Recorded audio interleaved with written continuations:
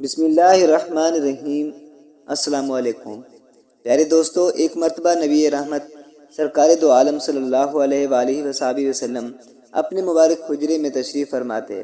آپ صلی اللہ علیہ وآلہ وصحبہ وسلم نے دیکھا کہ حضرت علی شیر خدا رضی اللہ تعالیٰ عنہ اپنے دونوں شہزادوں یعنی حسنین کریمین کے ہمراہ نبی کریم صلی اللہ علیہ وآلہ وصحبہ وسلم کی خدمت اقدس میں تشریف لا رہے تھے۔ نبی کریم صلی اللہ علیہ وآلہ وصحبہ وسلم نے انہیں دیکھ کر بہت ہی زیادہ خوش ہوئے۔ آپ صلی اللہ علیہ وآلہ وصحبہ وسلم نے دونوں شہزادوں کو اپنے سینے سے لگا کر بوسہ بھی دیا۔ اسی خوشی کے عالم میں نبی کریم صلی اللہ علیہ وآلہ وصحبہ وسلم نے حضرت علی رضی اللہ تعالیٰ عنہ سے فرمایا کہ اے علی، کیا میں تمہیں ایک ایسا عمل نہ بتا دوں کہ جس کو کرنے سے 70,000 فرشتے آپ کی خواہش اور حاجت پوری کرنے کے لیے ایک دوسرے سے سبقت لے جانے کی کوشش کرتے ہیں۔ حضرت علی رضی اللہ تعالیٰ عنہ نے عرض کی کہ یا رسول اللہ صلی اللہ علیہ وآلہ وصحبہ وسلم ضرور فرمائیے۔ تو آپ صلی اللہ علیہ وآلہ وصحبہ وسلم نے حضرت علی رضی اللہ تعالیٰ عنہ کو کون سا عمل بتایا وہ اس ویڈیو میں بیان کریں گے۔ پیارے ناظرین، ایک مرتبہ یمن کے ایک تاجر نے پہلی مرتبہ اپنے بیٹے کو تجارت کے لیے بھیجا اور حضرت محمد صلی اللہ علیہ وآلہ وصحبہ وسلم نے جو کلمات حضرت علی رضی اللہ تعالیٰ عنہ کو بتائے تھے، حضرت علی رضی اللہ تعالیٰ عنہ نے وہ کلمات عام کر دیے۔ یہ سلسلہ اسی طرح سے چلتا رہا اور تاجر نے وہی کلمات پڑھ کر اپنے دل میں یہ خواہش کی کہ میرا بیٹا خیر و عافیت کے ساتھ اپنی پہلی تجارت کر کے واپس آ جائے۔ اس تاجر نے خوشی خوشی اپنے بیٹے کو ایک کشتی پر سوار کر دیا، جبکہ کچھ اور لوگ بھی اس کشتی پر سفر کر رہے تھے۔ تو اس سمندر میں سے ایک آواز دینے والے کی آواز سنائی دی، لیکن اس کی صورت نظر نہ آئی۔ اس آواز دینے والے نے کہا کہ اگر کوئی شخص مجھے 10,000 دینار دے دے تو میں اس کو ایک ایسا وظیفہ بتا دوں گا کہ اگر وہ ہلاکت کے بالکل قریب پہنچ گیا ہو اور اس وظیفے کو پڑھ لے تو تمام بلائیں اور مصیبتیں اس سے ٹل جائیں گی۔ اس کشتی کے مسافروں میں سے ایک نے بلند آواز میں جواب دیا کہ میرے پاس آؤ، میں تم کو 10,000 دینار دیتا ہوں، مجھے وہ وظیفہ بتا دو۔ تو آواز آئی کہ تم اپنے دیناروں کو سمندر کے اندر ڈال دو، مجھے وہ مل جائیں گے اور میں تمہیں وہ وظیفہ بتا دوں گا۔ چنانچہ اس کشتی کے مسافر نے 10,000 دیناروں کو سمندر کے اندر ڈال دی۔ تو اس آواز دینے والے شخص نے مسافر کے کان میں آ کر وہ وظیفہ بتایا جو نبی کریم صلی اللہ علیہ وآلہ وصحبہ وسلم نے حضرت علی رضی اللہ تعالیٰ عنہ سے فرمایا تھا، اور اس مسافر نے بھی وہ وظیفہ سن کر پڑھ لیا تھا، اور یہ مسافر اسے یمن کے تاجر کا بیٹا تھا۔ آواز دینے والے نے اس سے کہا کہ تجھے جب بھی کوئی مصیبت پڑے تو اس وظیفے کو پڑھ لیا کرو، جبکہ یہ سن کر کشتی کے دوسرے تمام مسافروں نے اس کا مذاق اڑایا اور کہا کہ تو نے اپنی کثیر رقم سمندر میں پھینک کر ضائع کر دی۔ تاجر کے بیٹے نے جواب دیا کہ ہرگز میں نے اپنی دولت کو ضائع نہیں کیا، اور مجھے اس بات میں کوئی شبہ نہیں کہ مجھے قرآن پاک کی یہ آیت بالضرور نفع ہی دے گی۔ لہٰذا اس کے بعد چند گھنٹے وہ کشتی چلتی رہی، پھر اچانک طوفان کی موجوں سے وہ کشتی ٹوٹ کر بکھر گئی اور سوائے اس تاجر کے بیٹے کے اس کشتی کا کوئی آدمی بھی زندہ نہیں بچا۔ وظیفہ پڑھنے والا وہ مسافر کشتی کے ایک ٹوٹے تختے پر بیٹھا ہوا سمندر کے اندر بہتا چلا جا رہا تھا، یہاں تک کہ کچھ دیر بعد ایک جزیرے میں جا پہنچا، اور اس جزیرے میں چند قدم چلنے کے بعد دیکھا کہ وہاں ایک شاندار محل بنا ہوا ہے اور ہر قسم کے موتی اور جواہرات وہاں پڑے ہوئے ہیں۔ اس نے دیکھا کہ اس محل میں ایک بہت ہی حسین و جمیل عورت اکیلی بیٹھی ہوئی ہے اور ہر قسم کے میوے اور کھانے کا سامان وہاں پر رکھا ہوا ہے۔ اس عورت نے اس مسافر کو دیکھا تو پوچھا کہ تم کون ہو اور یہاں کیسے پہنچ گئے؟ مسافر نے بھی اس عورت سے پوچھا کہ تم کون ہو اور یہاں پر اکیلی کیا کر رہی ہو؟ تو اس عورت نے اپنا قصہ سنایا کہ میں بصرہ کے ایک عظیم اور بڑے تاجر کی بیٹی ہوں، میں اپنے باپ کے ساتھ سمندر کے سفر پر جا رہی تھی، ہماری کشتی ٹوٹ گئی اور مجھے اچانک کوئی کشتی کے اندر سے اٹھا کر لے بھاگا، اور میں اس جزیرے میں اس محل کے اندر اس وقت سے پڑی ہوں۔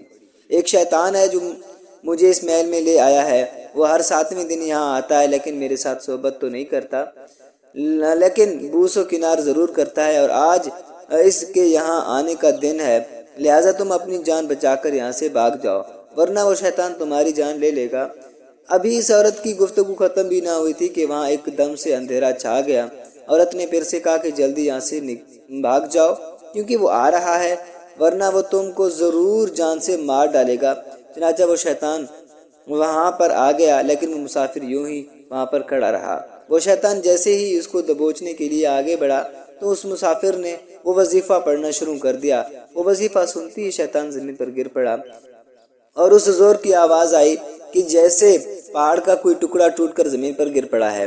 اور پھر دیکھتے ہی دیکھتے وہ شیطان جل کر راکھ کا ڈھیر ہو گیا۔ یہ دیکھ کر اس عورت نے کہا کہ اللہ تبارک و تعالیٰ نے تم کو رحمت کا فرشتہ بنا کر میرے پاس یہاں بھیج دیا ہے، اور تمہاری بدولت مجھے اس شیطان سے نجات مل گئی ہے۔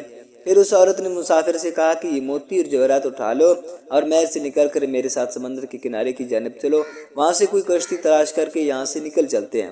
چنانچہ بہت سے موتی اور کھانے کا سامان اپنے ساتھ لے کر وہ دونوں اس محل سے نکلے اور وہ دونوں سمندر کے کنارے پر جا پہنچے۔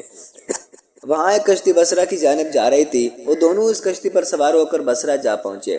لڑکی کے والدین اپنے گمشدہ لڑکی کو دیکھ کر بے حد خوش ہوئے اور وہ اس مسافر کے شکر گزار ہوئے اور بہت ہی عزت اور احترام کے ساتھ سے اسے اپنے گھر میں مہمان بنا کر رکھا۔ پھر لڑکی کے والدین نے پوری سرگزشت سن کر ان دونوں کا نکاح بھی کر دیا اور وہ دونوں میاں بیوی بن کر رہنے لگے، اور تمام موتی اور جواہرات جو وہ اس جزیرے سے لے کر آئے تھے وہ ان دونوں کی مشترکہ دولت بن گئی۔ اس عورت سے اللہ تعالیٰ نے اس مرد کو کچھ بچے بھی عطا کر دیے۔ وہ دونوں محبت اور احترام کے ساتھ اپنی زندگی بسر کرنے لگے، اور یہ سب اس وظیفے کا کمال ہی تھا جو حضرت محمد صلی اللہ علیہ وآلہ وسلم نے حضرت علی رضی اللہ تعالیٰ عنہ کو بتایا تھا۔ پیارے ناظرین، حضرت انس رضی اللہ تعالیٰ عنہ سے ایک حدیث مروی ہے کہ ہم لوگ ایک جنگ میں نبی کریم صلی اللہ علیہ وآلہ وسلم کے ساتھ تھے کہ راستے میں ایک آواز سنائی دی کہ یا اللہ تو مجھے حضرت محمد صلی اللہ علیہ وآلہ وسلم کی امت میں سے کر دے۔ تو آپ صلی اللہ علیہ وآلہ وسلم نے آواز سن کر حضرت انس رضی اللہ تعالیٰ عنہ سے فرمایا کہ انس تم اس آواز کا پتہ لگاؤ کہ تو میں اس پہاڑ کے اندر داخل ہو گیا۔ میں نے دیکھا کہ ایک آدمی نہایت ہی سفید لباس میں ملبوس لمبی داڑھی والا وہاں پر موجود تھا۔ اس نے مجھے دیکھا تو مجھ سے پوچھا کہ کیا تم رسول خدا صلی اللہ علیہ وآلہ وسلم کے صحابی ہو؟ تو میں نے عرض کی کہ جی ہاں، میں ان کا صحابی ہوں۔ تو انہوں نے فرمایا کہ تم جا کر حضور صلی اللہ علیہ وآلہ وسلم سے میرا سلام عرض کر دو اور کہہ دو کہ آپ کے بھائی الیاس علیہ السلام آپ سے ملاقات کا ارادہ رکھتے ہیں۔ چنانچہ میں نے واپس آ کر نبی کریم صلی اللہ علیہ وآلہ وسلم سے وہ سارا معاملہ عرض کیا، تو آپ صلی اللہ علیہ وآلہ وسلم مجھے اپنے ساتھ لے کر پہاڑ کے اندر روانہ ہوئے۔ جب ان کے قریب پہنچے تو میں پیچھے ہٹ گیا، پھر دونوں صاحبان دیر تک گفتگو فرما رہے۔ پھر آسمان سے ایک دسترخوان اترا تو نبی کریم صلی اللہ علیہ وآلہ وسلم نے مجھے اپنے پاس بلایا اور میں نے ان دونوں حضرات کے ساتھ کھانا کھایا۔ جب ہم کھانے سے فارغ ہو چکے تو آسمان سے ایک بدلی آئی اور وہ حضرت الیاس علیہ السلام کو اٹھا کر آسمان کی طرف لے گئی، اور میں نے ان کے صفات لباس کو دیکھتا رہ گیا۔ پیارے دوستو، حضرت عبداللہ بن عباس رضی اللہ تعالی عنہ بیان کرتے ہیں کہ نجران کے عیسائی جب نبی کریم صلی اللہ علیہ وآلہ وسلم کی خدمت اقدس میں حاضر ہوئے تو یہود و نصارہ نے لڑائی شروع کر دی۔ عیسائی کہتے ہیں کہ حضرت ابراہیم علیہ السلام عیسائیوں کے مذہب پر تھے، جبکہ یہودی کہتے ہیں کہ حضرت ابراہیم علیہ السلام یہودیوں کے مذہب پر تھے۔ تو اللہ تبارک و تعالی نے وحی نازل فرما دی۔ حضرت جبرائیل علیہ السلام نبی کریم صلی اللہ علیہ وآلہ وسلم کی خدمت میں عرض گزار ہوئے، تب آپ صلی اللہ علیہ وآلہ وسلم نے فرمایا کہ تم حضرت ابراہیم علیہ السلام کے بارے میں کیوں جھگڑتے ہو؟ تورات اور انجیل تو حضرت ابراہیم علیہ السلام کے بعد نازل ہوئی تھی، تو حضرت ابراہیم علیہ السلام ان کے پیروکار کیسے ہو سکتے ہیں؟ نبی کریم صلی اللہ علیہ وآلہ وسلم نے ان کو دین حق کی دعوت دی تو ابو رافع کرنی بولا، اے محمد، آپ یہی چاہتے ہیں کہ ہم آپ کی عبادت کریں جس طرح سے عیسائیوں نے حضرت عیسیٰ علیہ السلام کی عبادت کی؟ اہل نجران کا ایک اور آدمی بولا، کہنے لگا، اے محمد صلی اللہ علیہ وآلہ وسلم، کیا آپ یہی چاہتے ہیں کہ ہم آپ کی عبادت کریں جس طرح سے یہودیوں نے حضرت عزیز کی عبادت کی تھی؟ تب حضور نبی کریم صلی اللہ علیہ وآلہ وسلم نے ارشاد فرمایا، نعوذ باللہ من ذالک، نہ تو میں خود کسی غیر اللہ کی عبادت کرتا ہوں اور نہ ہی کسی اور کو اس عمل کی دعوت دیتا ہوں، بلکہ میں تو اللہ تبارک و تعالیٰ کے سامنے جھکنے کا کہہ رہا ہوں۔ آپ صلی اللہ علیہ وآلہ وسلم کے الفاظ میں اتنی سچائی تھی کہ وہ تمام یہودی آپ صلی اللہ علیہ وسلم پر ایمان لے آئے اور مشرف با اسلام ہوئے۔ پیارے ناظرین، بنی اسرائیل میں ایک بہت ہی نیک اور صالح بزرگ تھے۔ ان کا ایک ہی بچہ تھا جو نابالغ تھا۔ ان کے پاس صرف ایک گائے کی بچیا تھی۔ اس بزرگ نے اپنی وفات کے قریب اس بچیا کو جنگل میں لے جا کر ایک غار کے پاس یہ کہہ کر چھوڑ دیا کہ یا اللہ، میں اس بچیا کو اس وقت تک تیری امان میں دیتا ہوں کہ جب تک میرا بچہ بالغ ہو جائے۔ اس کے بعد اس بزرگ کی وفات ہو گئی۔ وہ بچیا جوان ہو کر درمیانی عمر کی ہو گئی اور نابالغ بچہ بڑا ہو کر اپنی ماں کا بہت ہی فرمان بردار اور انتہائی نیکوکار ہو گیا۔ اس نے اپنے رات کو 3 حصوں میں تقسیم کر رکھا تھا۔ ایک حصے میں سوتا اور ایک حصے میں عبادت کرتا، جبکہ ایک حصے میں اپنی ماں کی خدمت کرتا۔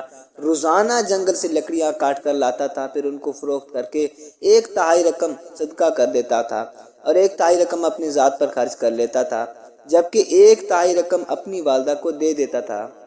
ایک دن لڑکے کی اماں نے کہا کہ میرے پیارے بیٹے، تمہارے باپ نے میراث میں ایک بچیا کو چھوڑا تھا جس کو انہوں نے فلاں جھاڑی کے پاس جنگل میں اللہ کی امانت میں سونپ دیا تھا۔ اب تم اس جھاڑی کے پاس جا کر یوں دعا مانگو کہ اے خداوند کریم، میرے باپ کی چھوڑی ہوئی امانت مجھے واپس لوٹا دے۔ اور اس بچیا کی نشانی یہ ہے کہ وہ پیلے رنگ کی ہے اور اس کی کھال اس طرح سے چمک رہی ہوگی جیسے سورج کی ہلکی ہلکی کرنیں ہوں۔ یہ سن کر وہ لڑکا جنگل میں اس جھاڑی کے پاس گیا اور دعا کی تو فوراً وہ گائے دوڑتی ہوئی آ گئی اور لڑکے کے پاس کھڑی ہو گئی۔ لڑکا اس کو پکڑ کر گھر لایا تو اس کی اماں نے کہا کہ میرے بیٹے، تم اس گائے کو لے جا کر بازار میں 3 درہم میں فروخت کر ڈالو، لیکن کسی گاہ کو بغیر میرے مشورے کے مت دینا۔ ان دنوں میں بازار میں گائے کی قیمت 3 درہم آ رہی تھی۔ بازار میں صرف ایک گاہک آیا جو در حقیقت ایک فرشتہ تھا۔ اس نے کہا کہ اس گائے کی قیمت 3 دینار سے زیادہ دوں گا مگر تم اپنی اماں سے مشورہ کی بغیر اپنی گائے میرے ہاتھ فروخت کر ڈالو۔ اس لڑکے نے کہا کہ تم کتنی زیادہ اس گائے کی قیمت لگا دو، لیکن میں اپنی اماں سے مشورہ کیے بغیر ہرگز اس گائے کو فروخت نہیں کروں گا۔ لڑکے نے اپنی اماں سے سارا ماجرا بیان کیا تو ماں نے کہا کہ شاید یہ گاہک کوئی فرشتہ ہو، تو اے میرے بیٹے، اس سے مشورہ کرو کہ ہم اس گائے کو ابھی فروخت کریں یا نہ کریں۔ چنانچہ اس لڑکے نے بازار میں جا کر اس گاہک سے مشورہ کیا تو اس نے کہا کہ ابھی تم اس گائے کو فروخت نہ کرو، آئندہ اس گائے کو حضرت موسیٰ علیہ السلام کے لوگوں میں سے کچھ لوگ خریدیں گے اور تم اس گائے کے چمڑے میں سونا بھر کر اس گائے کی قیمت طلب کرنا، تو وہ لوگ اتنی قیمت دے کر خریدیں گے۔ چنانچہ چند ہی دنوں بعد بنی اسرائیل کے ایک بہت ہی مالدار آدمی کو جس کا نام عامیل تھا، اس کے چچا کے 2 لڑکوں نے عامیل کو قتل کر دیا اور اس کی لاش کو ایک ویرانے میں ڈال دیا۔ صبح کو قاتل کی تلاش شروع ہوئی، لیکن جب کوئی قاتل نہ ملا تو کچھ لوگ حضرت موسیٰ علیہ السلام کی خدمت میں حاضر ہوئے۔ انہوں نے حضرت موسیٰ علیہ السلام سے قاتل کا پتہ پوچھا تو آپ نے فرمایا کہ تم لوگ ایک گائے کو ذبح کرو اور اس کی زبان یا دم کی ہڈی سے لاش کو مارو تو وہ زندہ ہو کر خود ہی اپنے قاتل کا نام بتا دے گا۔ یہ سن کر بنی اسرائیل کے لوگوں نے گائے کے رنگ اور اس کی عمر وغیرہ کے بارے میں بحث و مباحثہ شروع کر دیا۔ پھر بالآخر جب وہ اچھی طرح سے سمجھ گئے کہ فلاں قسم کی گائے چاہیے تو ایسی گائے کی تلاش شروع کر دی۔ جب وہ لوگ ڈھونڈتے ہوئے اس لڑکی کی گائے کے پاس پہنچے تو وہ ہو بہو ویسے ہی گائے تھی جس کی ان لوگوں کو ضرورت تھی۔ چنانچہ ان لوگوں نے گائے کے چمڑے میں سونا بھر کر قیمت دے کر اس گائے کو خریدا، پھر اسے ذبح کر کے اس کی زبان یا دم کی ہڈی سے مقتول کو مارا تو وہ زندہ ہو گیا اور بول اٹھا کہ میرے قاتل میرے چچا کے دونوں لڑکے ہیں، انہوں نے میرے مال کی لالچ میں مجھے قتل کیا ہے۔ یہ بات کہہ کر وہ پھر سے مر گیا۔